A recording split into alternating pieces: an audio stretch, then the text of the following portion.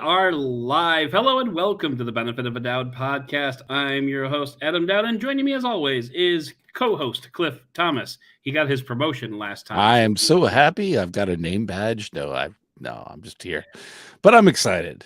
We're here to talk about something special, right? We are. So I am currently at CES. I'm about as far away from CES as you can be while you're in Las Vegas, because that's just where I happen to be staying. But if you look out here, that's my view from my hotel room. That's the airport right there. Oh, so you're literally at I am across the street from the airport. Yes. What is it called? Dunbar? No, what is it called? Which? Oh, McCarran. McCarran. I was like, it has some Scottish name like Dunbar. But yeah, so I'm I'm actually right down the road. You can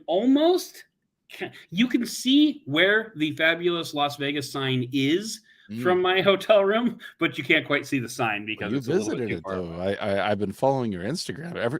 This is part of why we're doing this, I think, is the fact that I just randomly tonight said, hey, let's do like a check-in from Vegas, from CES, because you're there, so you can talk about it. But yeah, I saw on Instagram that you visited that sign, and that's the Pixel where you can take things out of images. Magic Eraser was not kind in that. I mean, honestly, that would have taken me a lot of work to get all those people out and having someone to work with. So I mean, it did it. I mean, considering what it had to work with, it was what it could do. You know what though? I kind of wonder, like, for popular landmarks like that, don't you think that Google should be able to look at the sign and say, that's a fabulous Las Vegas sign, and pull up other photos of what that looks like, and then use that to fill in the details of like where the people are being erased? I've heard that's not coming to the Pixel 9.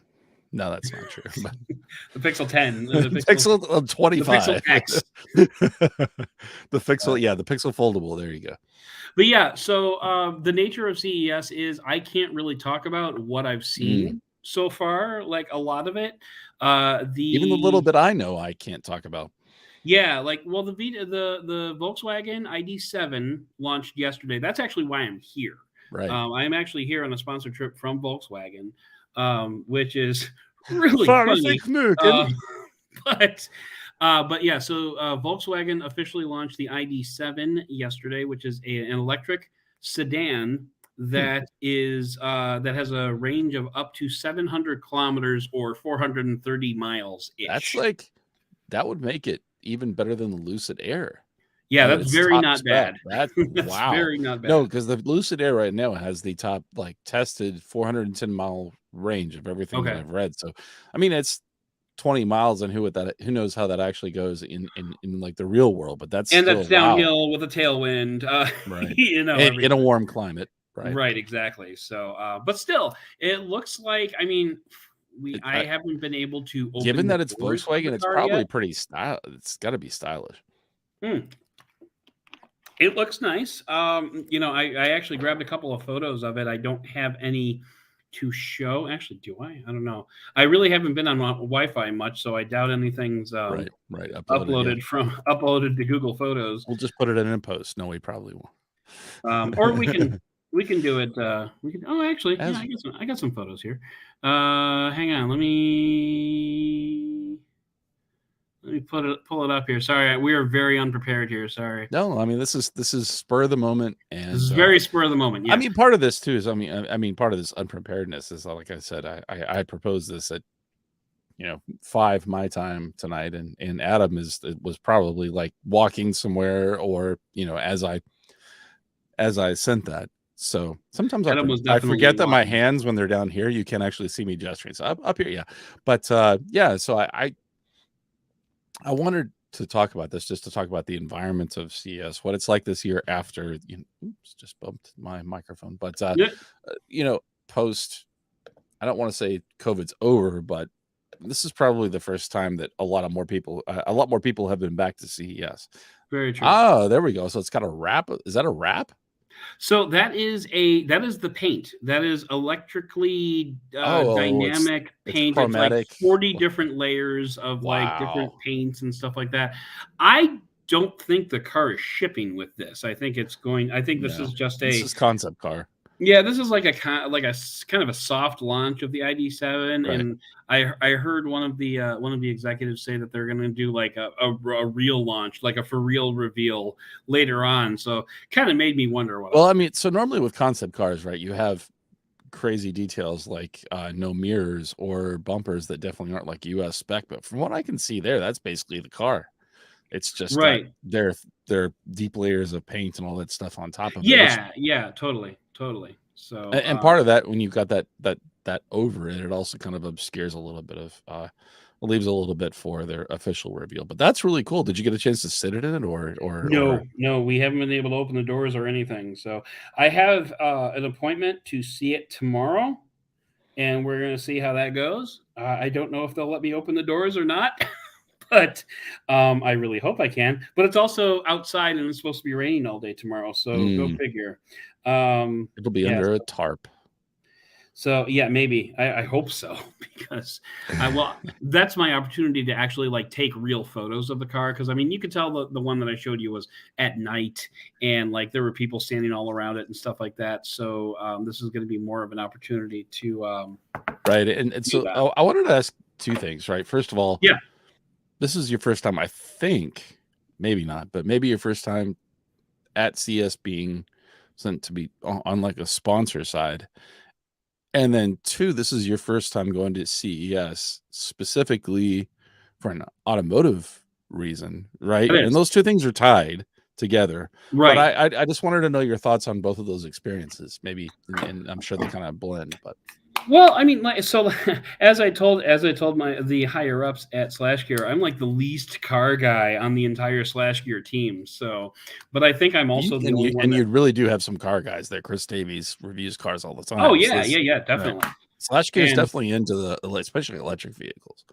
yeah, but I mean, like, I'm also into electric vehicles. So, because I've been shopping for one, as we've discussed on this channel before. So it's not a completely unfamiliar topic for me, but I think I actually have a call with Chris Davies later on tonight to kind of go over like what we've seen so far and what we want to end up, ultimately covering.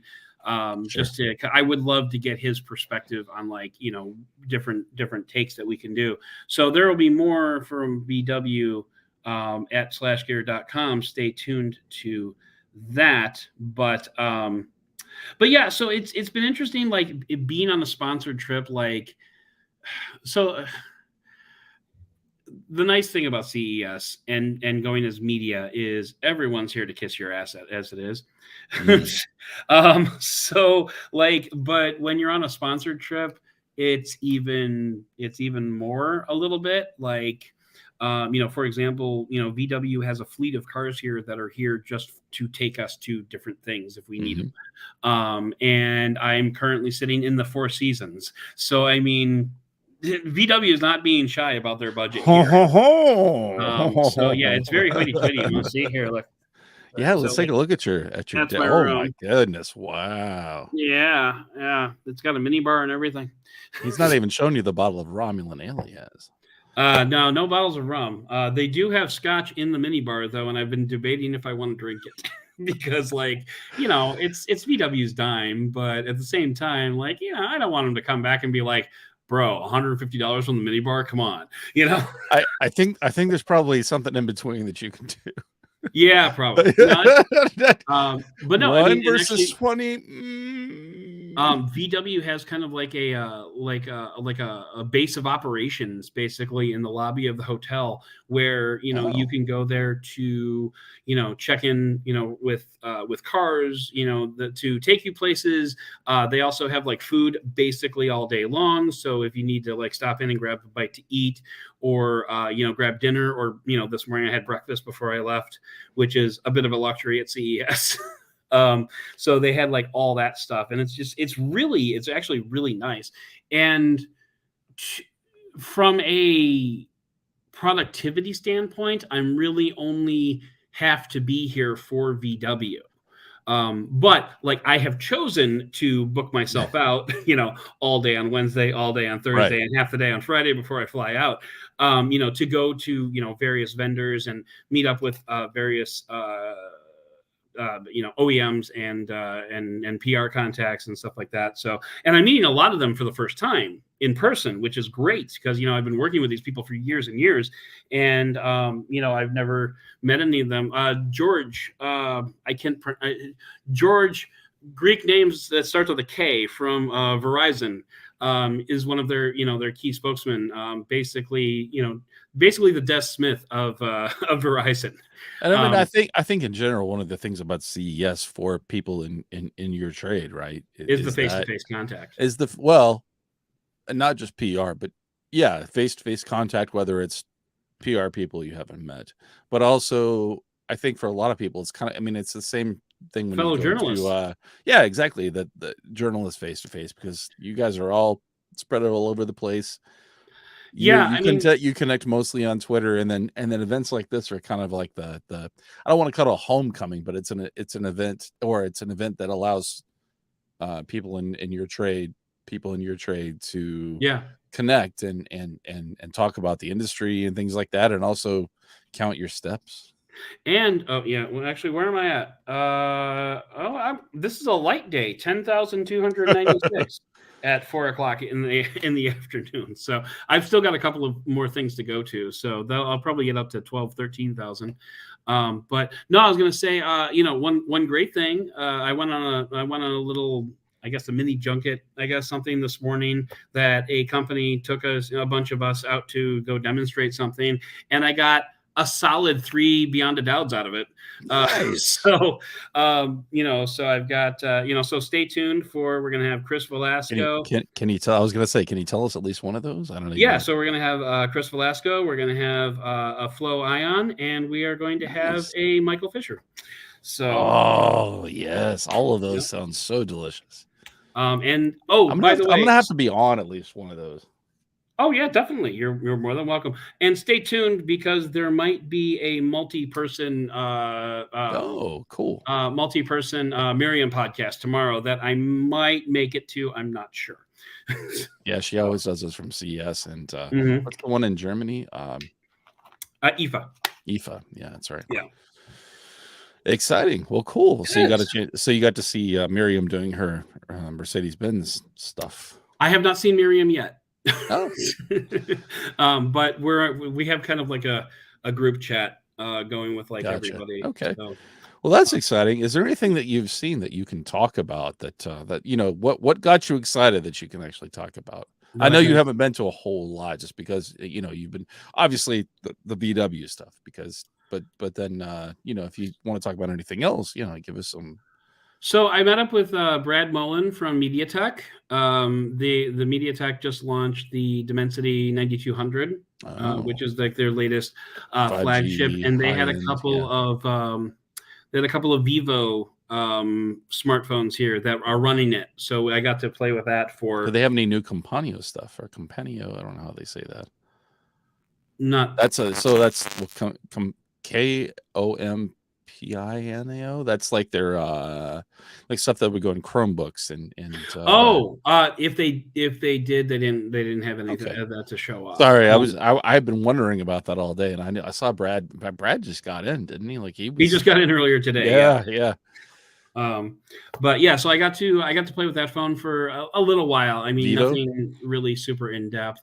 Some of the companies that I have seen, I can't name specifically what they're doing yet until like tomorrow, but I've met up with Qualcomm. I've met up with Razer. I have met up with Audis, which is actually they've got a Audis. Audis. I don't know how to pronounce their name. I wondered that too, and then because I went on look. Yeah, I think it's actually Audisi. Yeah. Which to me, like, I've always said Audis. Anyway, sorry. Yeah, they've got a couple of so nice, by the way, their stuff. Ooh. Oh, it is. It really is. Like they kind of ruined music listening for me today, because I was listening to some of their like ultra high end proprietary cable plugs into audiophile stuff. Like, oh, it's so nice. Yeah.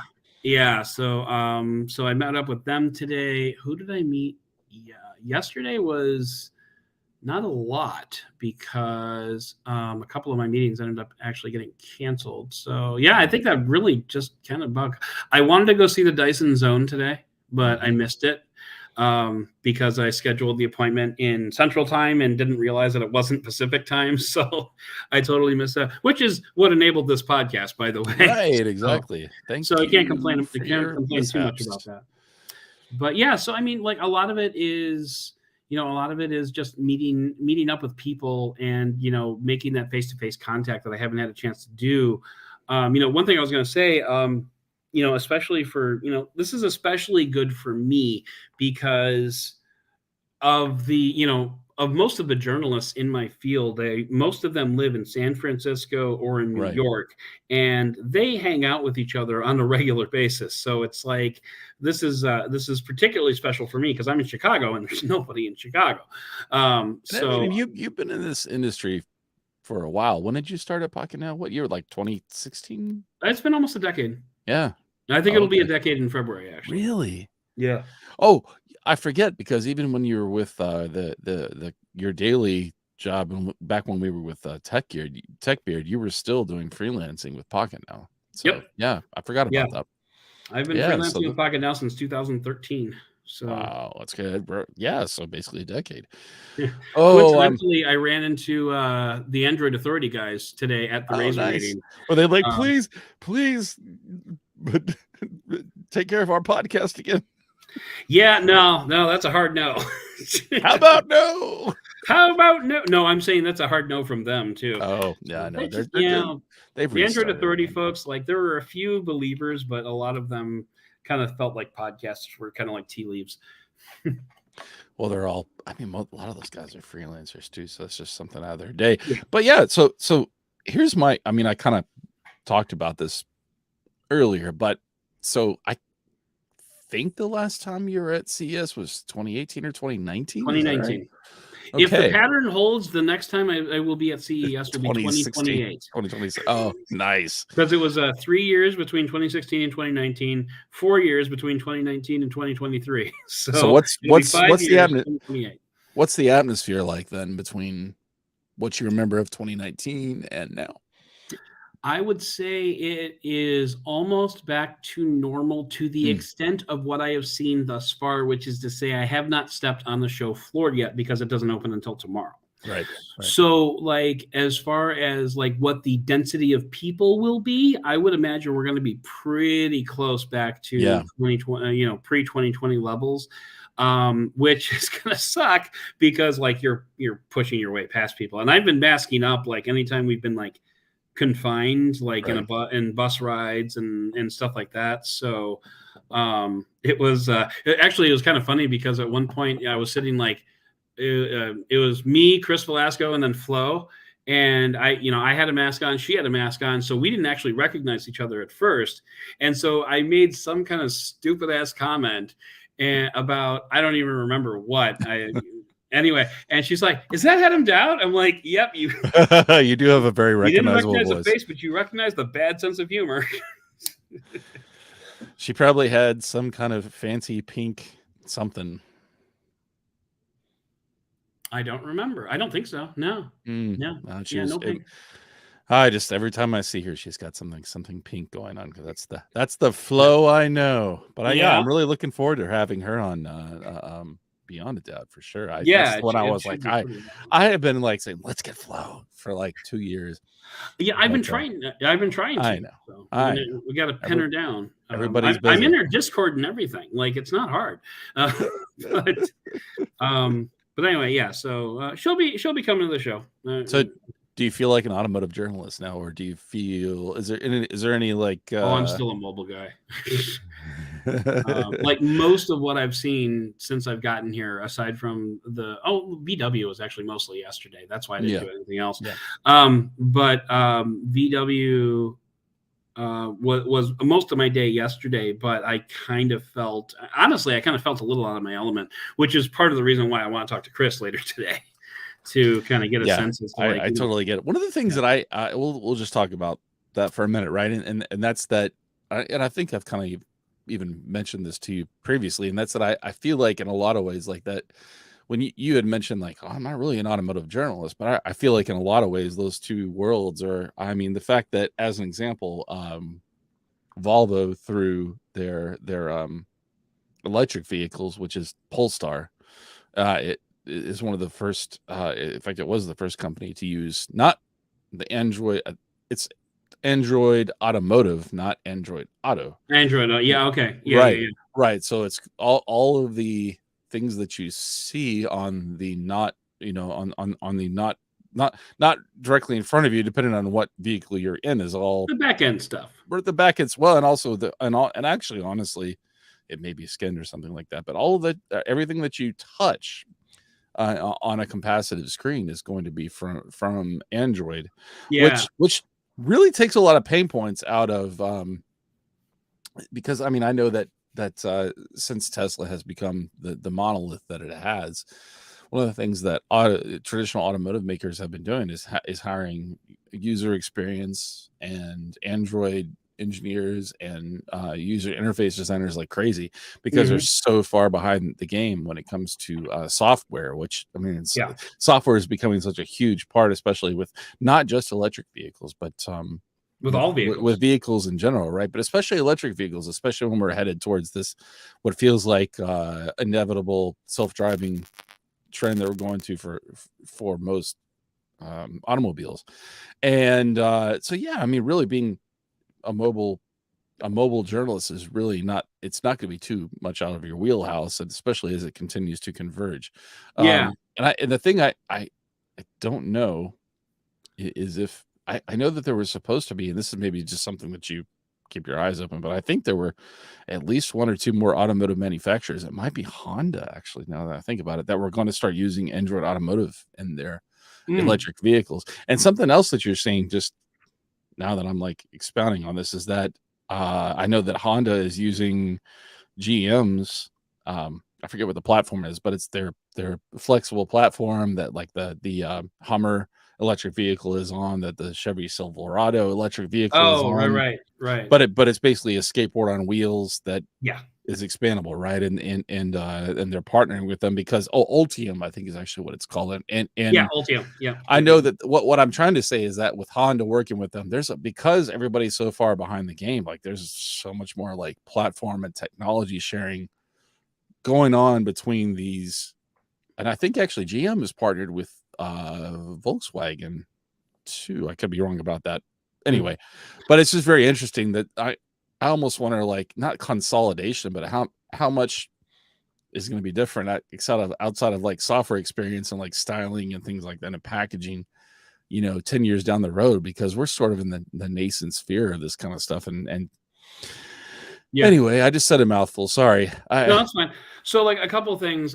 First of all, when it comes to software design and whatnot, and in car user interfaces, I think we're not only looking at how best to optimize that type of stuff, but also I think car makers are still struggling with, like, what needs to be a tactile control versus what needs to be a Yes. software control. And I think that's way up in the air right now. And I think, like, a lot of car makers are struggling with how much can we rely on a touch screen in order to handle controls of the vehicle. Like, for example, getting back to Volkswagen, the ID4, a lot of that stuff is touchscreen, and a lot of that stuff is, like I mentioned, that Volkswagen had that fleet of vehicles, Mhm. that could take us places. I've ridden an ID4 twice now because, as I mentioned on the podcast, that's one of the front runners for a Right. vehicle that my Right. wife Right. and I are Mhm. talking about purchasing.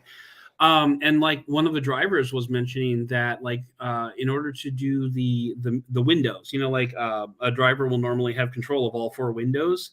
Mhm. Well, according to the driver, there were only two switches there, one for left, one for right, and there was, like, a capacitive, like, switch to flip back and forth between front windows and back windows. And Huh. he's like, that doesn't always work. Like, you Mm. go to open up your front you open up your front window and you're rolling down your back window because when you swiped forward, it didn't, like, register the swipe. And so, like, car makers are still struggling with that. Not I only feel like ecosystems are also going to be formed around this because of these Yeah. partnerships. Whether or not it's like, oh gosh, whatever BlackBerry's parent company is, who owns the foundations of what was the BlackBerry 10 Yeah. operating system. They were, until, and I'm sure they still are, one of the foundations of most of the infotainment systems that you see Yeah. in cars. And so I feel like a lot of these automotive manufacturers are going to start buying into ecosystems. And this is one of the things we're going to see, like, and Yeah. you're going to see like software providers, whether, I don't know if it's going to be Google or that's just going to end up being something on top of it, but there's a lot of things that are going to change. And you're absolutely right. I almost feel like it's a taste thing, right? Like you've been in a Tesla Model 3 where it's just one central touch screen. You don't have gauges in front of you, and everything with Right. Tesla, especially with the Model 3 and the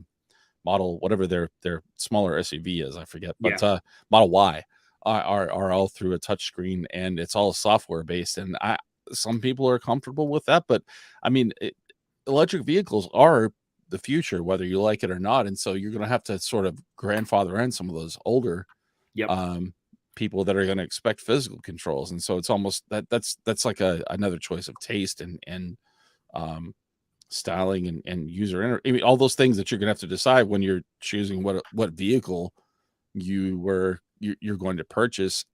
And it's something that you didn't really have to think about before, because everything had physical controls. Yeah. So, okay. So during what you just said, you kind of broke up a little bit. So I wonder if the hotel Wi-Fi is starting to struggle to keep up here. So I think we're probably going to go ahead. I think we're wrap things up here. So I just wanted to throw out a couple of things. First of all, I did record this as an unlisted video just because I didn't want to screw up and talk about stuff that I'm not supposed to talk about. And I'm fairly confident that I did not do that. But just in case, I'm going to hold off on publication of this until tomorrow at like probably 5 o'clock, just because that will have cleared all the embargoes that I might have screwed up. So there's that. And then, the other thing I wanted to say is that, thanks to Cliff for, the idea for jumping on here and, giving us this content. I think we should do a CES wrap up, after I get home. Yeah, and after I sleep all day on Saturday, maybe we can get together on Sunday. And I think what it would be fun is let's make that a live one. Let's make that a live one and public one so people can, come on and ask questions and stuff like that. I think that'll be a cool thing. Yeah, absolutely. I'm looking forward to it. Yeah, so keep an eye on Miriam's podcast. I might be on there. Keep an eye. Actually, there's another podcast. I don't know the name of it. Our old friend Sam. Sam. He's got a podcast that he's doing. I didn't know that. Yeah, it's like a Twitch thing, I think. Is he at CES? No. Oh, okay. No, but it's from St. Louis. I cannot remember his name. Shit, I should probably take this part out. Anyway, so we're gonna wrap things up for now, so that's going to do it from here at CES. You can see the lights now. See the pretty lights of the city. Lights. Yeah, Also that's going to do it from the Four Seasons Las Vegas and CES. So I want to thank everybody for jumping on and watching, and thanks to Cliff for coming on and chatting with me. We'll do a CES follow-up afterwards, and I will definitely know the name of Sam's podcast by then. And then and for everybody else who's tuning in after this goes live, after all the embargoes are cleared, I want to thank you for listening and for giving us the benefit of the doubt.